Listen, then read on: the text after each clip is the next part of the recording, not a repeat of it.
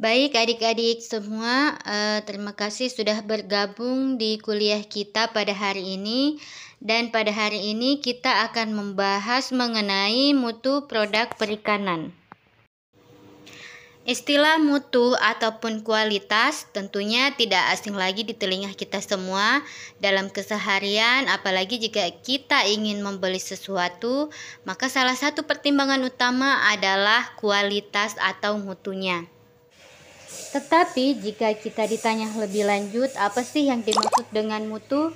Mungkin banyak di antara kita yang belum sepenuhnya paham apa sih definisi dari mutu dan bagaimana sih konsep mutu dan kualitas ini pada produk pangan, khususnya pada produk perikanan. Jadi setelah mengikuti perkuliahan ini, adik-adik semua diharapkan untuk tidak lagi bingung ketika ditanya tentang apa itu definisi dari mutu atau kualitas sebuah produk pangan. Kemudian lebih lanjut, adik-adik sekalian diharapkan mampu memahami konsep dari mutu atau kualitas pada produk pangan, khususnya pada produk perikanan. Mutu atau kualitas sebenarnya memiliki banyak definisi dari para ahli.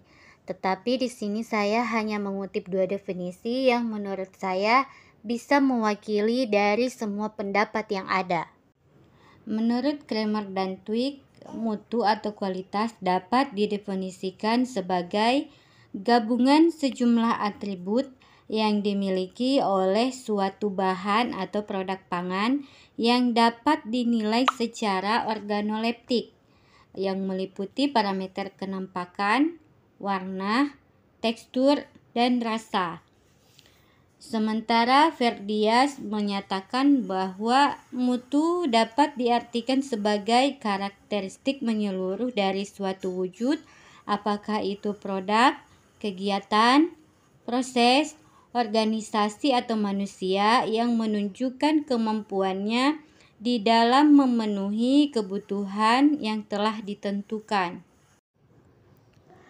Produk yang dihasilkan pada produsen primer, yaitu pada tingkat petani, bisa jadi memiliki mutu yang berbeda dengan yang dihasilkan oleh produsen sekunder atau industri. Karena standar mutu sendiri itu sangat beragam. Jadi berdasarkan karakteristiknya, mutu ini dapat dibagi menjadi dua, yaitu karakter fisik dan karakter tersembunyi. Di mana pada karakter fisik ini meliputi hal-hal yang bisa teramati oleh organ indera manusia, seperti misalnya warna, ukurannya, kemudian bentuk, dan ada tidaknya cacat fisik pada bahan pangan tersebut. Kemudian ada kinestika yang meliputi tekstur, kekentalan, konsistensi, dan rasanya seperti apa.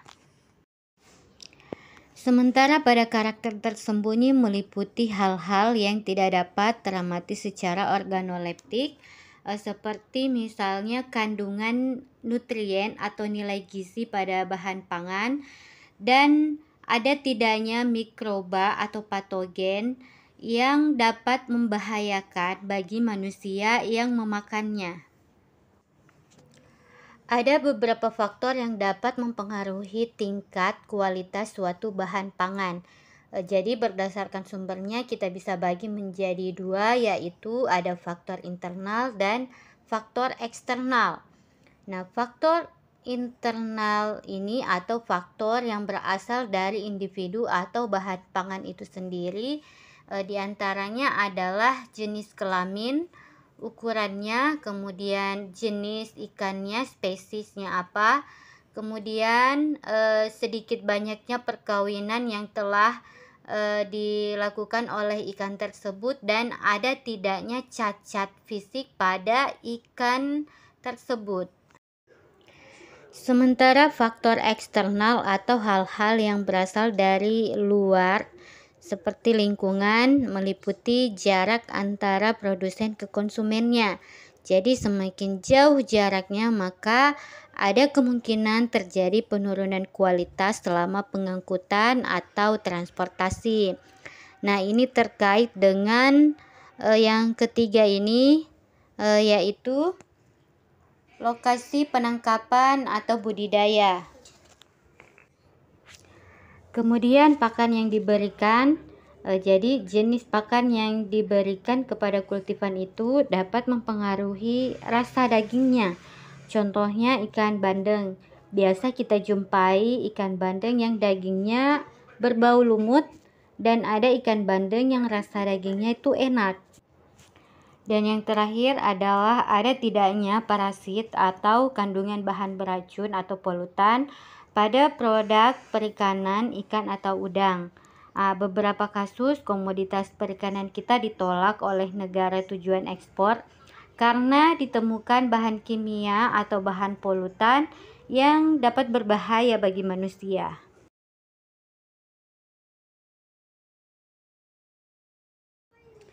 Di slide kalian bisa lihat ada 3 jenis ikan yang berbeda.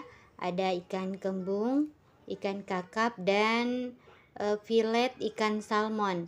Nah, menurut kalian mana jenis ikan yang memiliki kualitas tinggi yang terbaik dari ketiganya?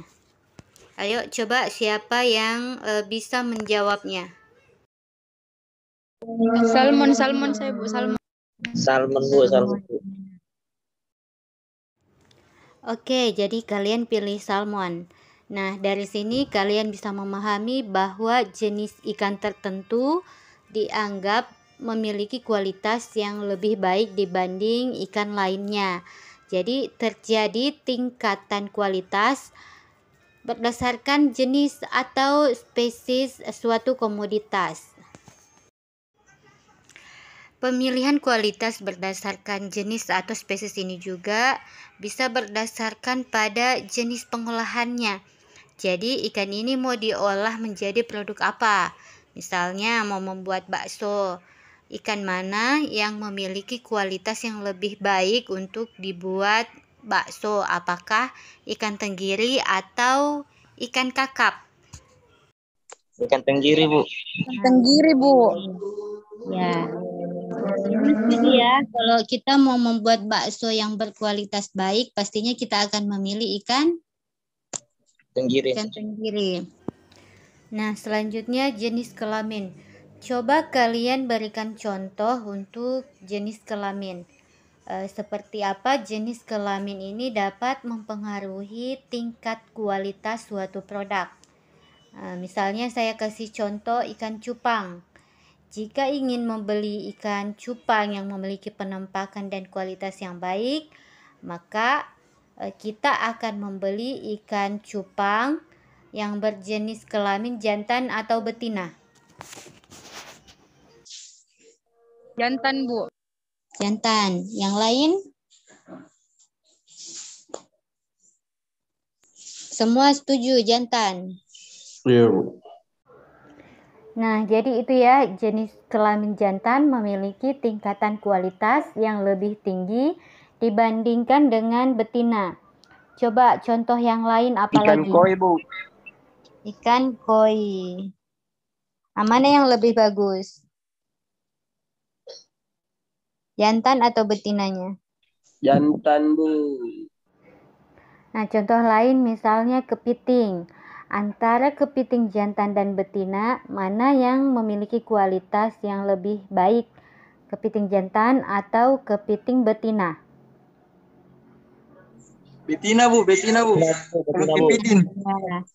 Kepiting jantan betina nilainya lebih mahal dibanding yang Jantan.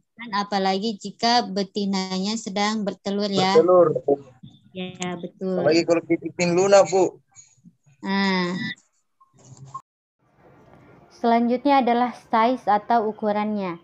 Nah, antara ikan bandeng yang besar dan yang berukuran kecil, yang dianggap memiliki kualitas yang lebih baik adalah yang memiliki ukuran yang besar dibanding yang kecil. Ikan bandeng yang lebih besar lebih mahal juga harga jualnya Bu.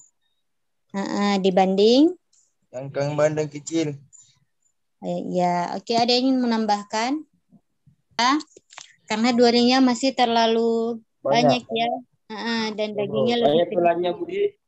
Ya, betul. Nah, sampai di sini sudah paham bagaimana ukuran mempengaruhi kualitas. Kualitas dan harga jual, Bu. Ya. Baik, sampai di sini ada pertanyaan atau semua sudah paham? Iya, silakan. Bagaimana cara membedakan Ibu ikan cacat dengan ikan normal? Dari sisipnya, Kan cacat di sisipnya.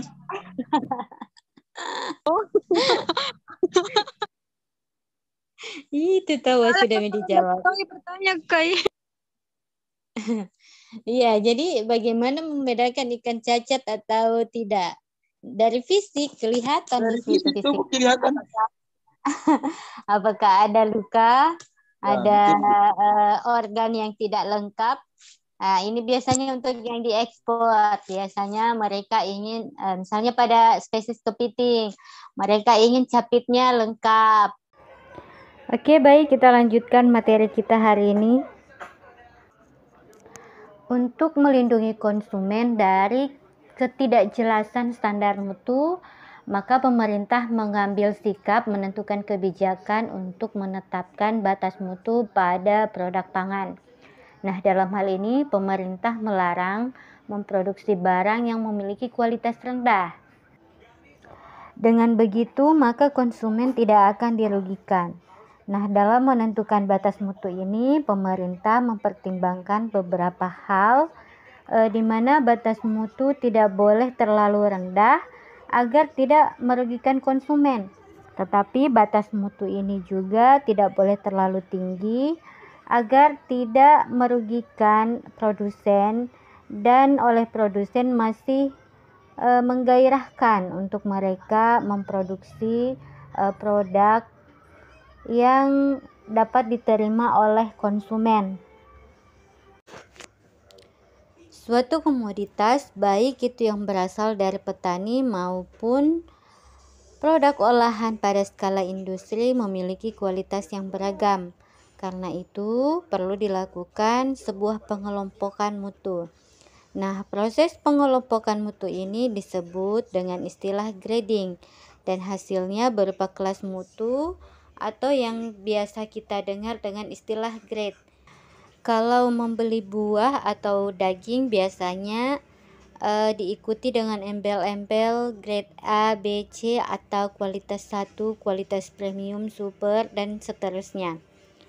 Nah, biasanya semakin tinggi grade atau kualitasnya, maka harganya juga akan semakin mahal.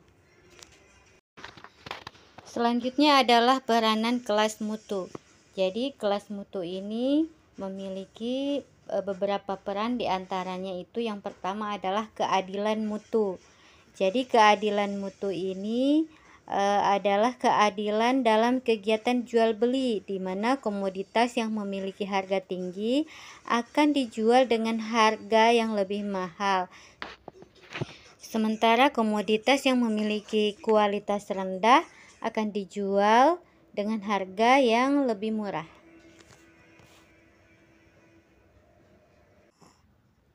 Kemudian yang kedua adalah pelayanan kepada konsumen.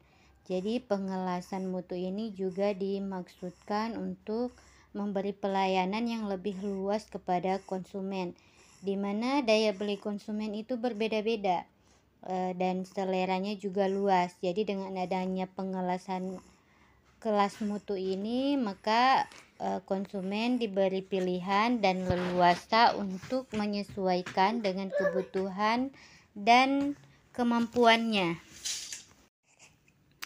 Yang ketiga adalah penggunaan yang berbeda. Jadi ini spesialnya ditujukan kepada bahan baku mentah yang akan diolah menjadi suatu produk, misalnya bakso atau otak-otak, nugget ikan, dan lain sebagainya.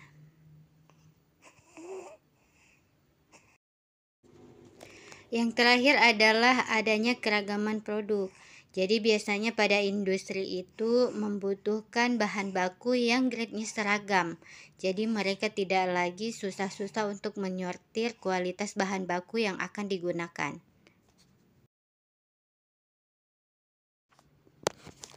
Baik, demikianlah kuliah kita pada hari ini. Semoga apa yang kita bahas dan kita diskusikan hari ini benar-benar semua bisa paham dan bisa diaplikasikan di masyarakat. Baik, kita akhiri kuliah ini. Lebih dan kurangnya mohon dimaafkan. Assalamualaikum warahmatullahi wabarakatuh dan selamat sore.